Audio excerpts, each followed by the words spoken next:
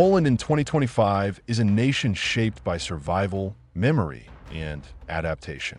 Located at the crossroads of Europe, it carries the weight of history while actively shaping its future within a rapidly changing world. Modern cities like Warsaw, Krakow, and Gdansk balance economic growth, technological integration, and cultural preservation. Poland stands firmly rooted in European structures, yet remains deeply aware of the lessons carved into its past. This moment serves as a baseline for a much longer journey. As the 21st century progresses, Poland continues to modernize. Infrastructure expands, energy systems transition toward renewables, and cities grow denser yet greener.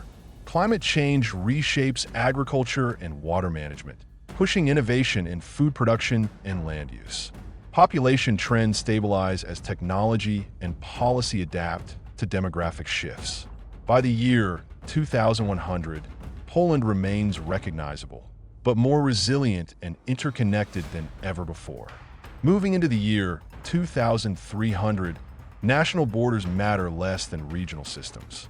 Poland becomes part of a highly integrated European landscape, where governance focuses on shared resources, climate stability, and infrastructure coordination. Rural areas transform as advanced agriculture, automation, and ecological restoration reshape the countryside. Forests expand where inefficient land use once dominated, creating ecological corridors across Central Europe. By 2600, Poland's cities evolve into vertical and modular environments. Housing, work, education, and food production merge into multi-layered urban systems designed for efficiency and sustainability. Cultural identity persists through language, art, and tradition, even as daily life becomes increasingly mediated by technology. Physical distance matters less, while digital presence becomes central to civic participation. Around the year 3000, Poland's role shifts again. No longer defined primarily as a nation-state, it becomes a cultural and historical region within a planetary civilization.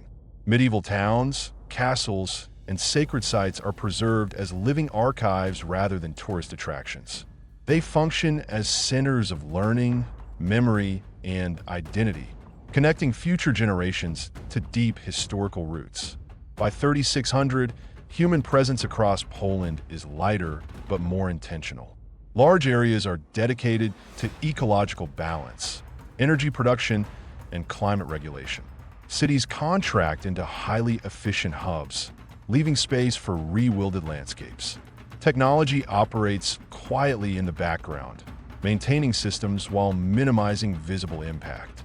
As the timeline approaches 4200, the concept of nationality evolves into layered identity.